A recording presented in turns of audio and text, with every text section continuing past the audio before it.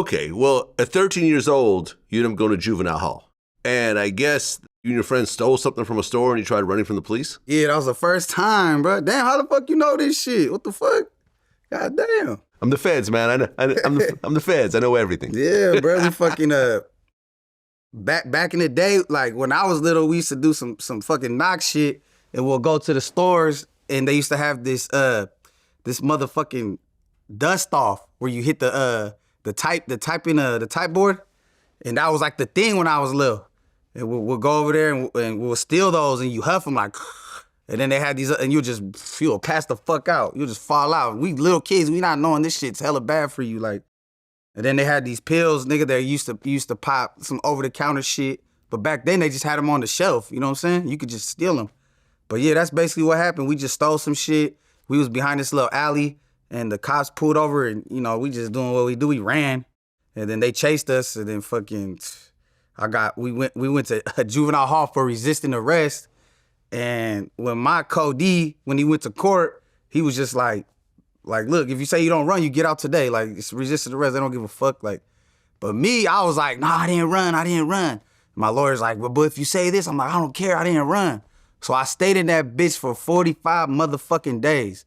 45 days, my first time ever in juvenile hall. And my PO was telling my mom, like, dude, I done seen motherfucking stab people and do less time. You know what I'm saying? Like, he just made it hard on himself. I was in that motherfucker like I was in the pen. It was an OYA. It used to be a CYA. So, you know what I'm saying? That shit was dirty as fuck. Didn't have no toilets in the rooms. Tagging everywhere, all over the walls. Like, you really felt like, it looked like a Baby San Quentin. I've been to San Quentin twice, and it looked like a Baby San Quentin. Dirty as fuck, just nasty. But they got rid of that one and made a new juvenile hall. I don't know if that shit makes it better, because I don't really believe in juvenile hall, so. But yeah. Okay, so you do that little 45-day bid. You come out. I came out. But then whoa. No, I'm fucking you. Well, then at 17, you actually go to adult jail over a gun charge? 18. 18? Yeah, 18 adult. Yup. Went to jail. All right. And it was a situation over a fight that happened outside a motel? Oh, no. That one, I went back to juvenile hall. That one was at the Budget Inn. And fuck, we got into it. Me and all the homies right there got into this big ass fight in the front. And gang task pulled up, and for some dumbass reason, we all ran inside the hotel, like, and they just surrounded it, took everybody out. Everybody else went to jail because they were older, but I went to juvenile hall with like 2 other people. But in that instance, like, we were just there for 72 hours, and they just let us out. And then I was about to be 18 that month though. It was like February, like fucking 4th or some shit, and I was turning 18 February 26th. So yeah, and then I went to jail for possession of firearm when I was 18.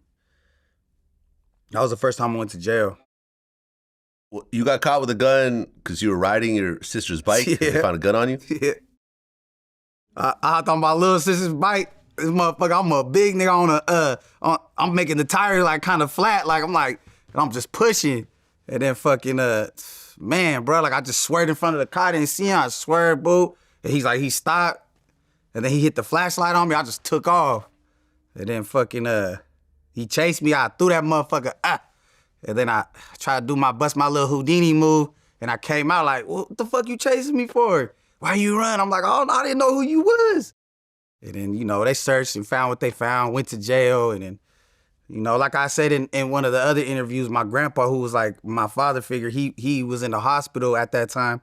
And my mom was like, man, go to the hospital, bro. Like, you got to go see your granddaddy. Like, and I'm going to see him when he gets out. Like, nah, he might not get out. I went to juvenile hall. I went to jail.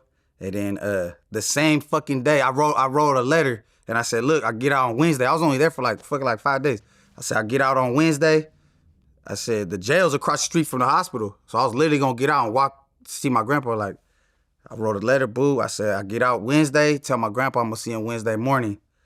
And then Wednesday morning came, they called my name. I had never been to jail before, so I didn't know their little protocol about getting released. And they was like, man, come to this room.